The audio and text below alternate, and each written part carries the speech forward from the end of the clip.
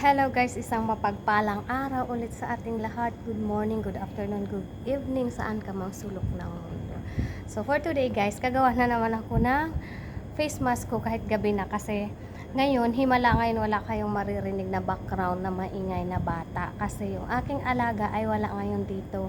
Umalis kasama ang pamilya. So naiwan ako ngayon. So ngayon, makakagawa na naman ako ng aking video for today.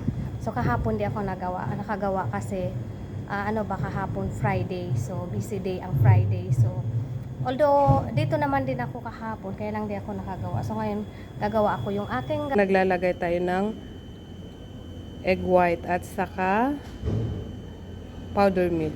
Yan. Yan yung kanyang mixture.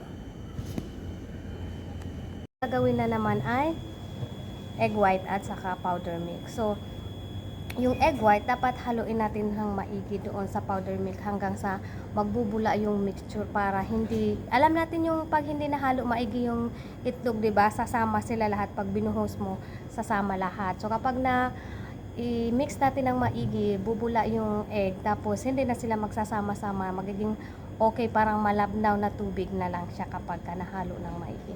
So ngayon, yung gagawin ko ay gagamit ako ng bulak kasi malabnaw yung aking egg white ngayon na may powder milk. So ayan.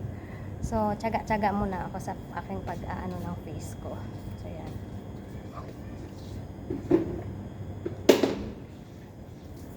Magkakaroon ako ngayon ng ingay, siguro mag-iingay itong kasama ko. Yun, maingay na. Ay, lumipad.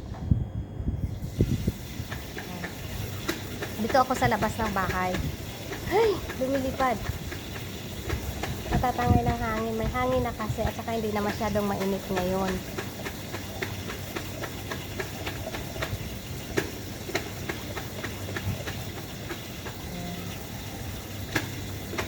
Masarap na sa labas. Magtaglamig na.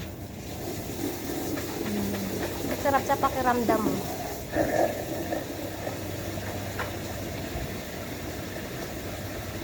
Gagawa ng ganito.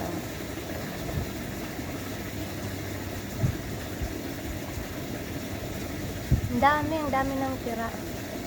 Konti lang yun. Konti lang yung ginawa ko. Hindi rin mag-iisang kutsara yung powder milk. Konti lang. Tapos yung egg yan.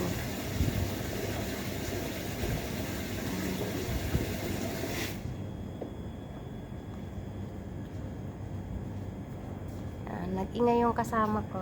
Gumawa ako ng kalakola kong background ngayon na iba. Yung pala magkakaroon pa din. Wala talaga akong tiyempo sa paggawa, no? Ng aking vlog. Laging may background na ingay. Kung wala ang alaga, kung nag-ingay, mayroon naman.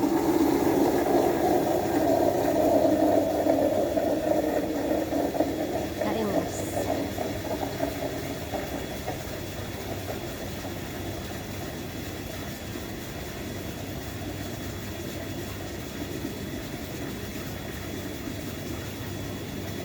Iba talaga pag wala tayong sariling privacy. Ganito ang mangyayari.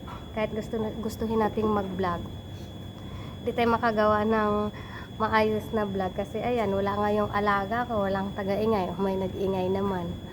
Yung background ng kukuha ng tubig. Ayan.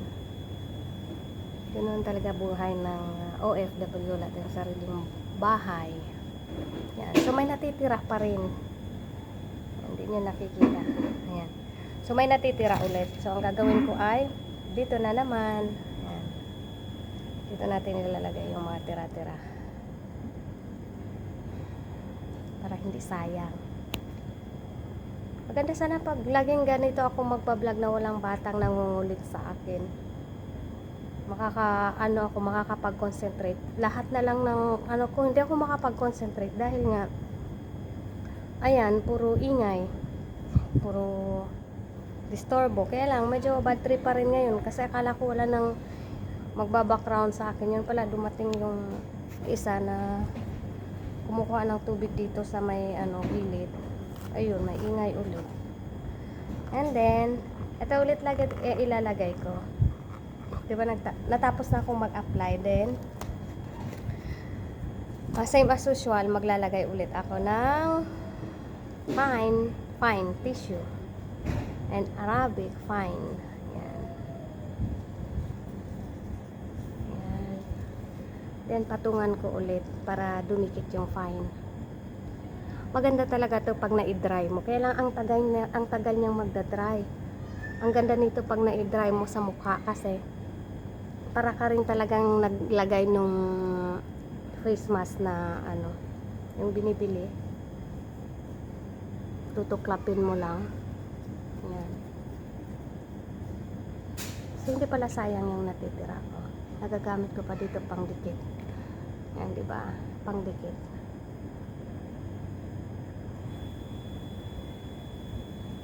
Para-paraan.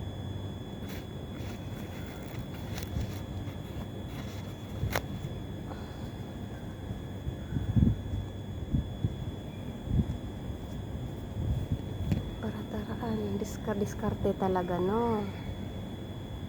Maganda pala pag ano, ginamitan ng bulak. O, ngayon, ilang araw na ako gumagamit nito, gumagawa ng ano, napapansin niyo, puro kamay ko yung ginagamit ko. So, at saka iba-iba din naman kasi yung texture na mga ginagamit ko. Kaya, yung iba hindi siya pwedeng gamitan ng bulak na pang-apply.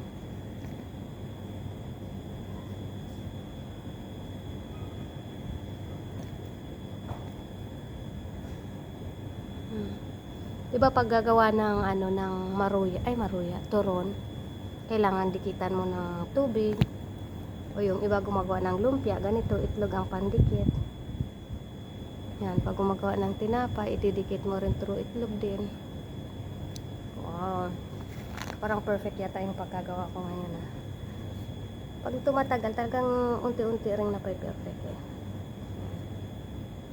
Huwag natin siguro idikit sa kilay, baka mamaya pagpunit na isama yung ating kilay. So yan, wala na tayong magiging madam kilay, pero hindi naman siguro kaya.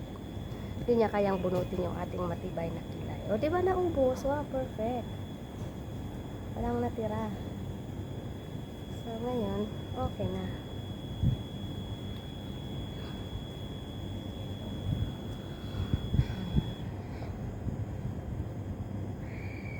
Perfect.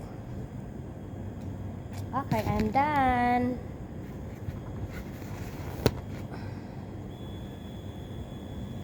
Tapos na ako.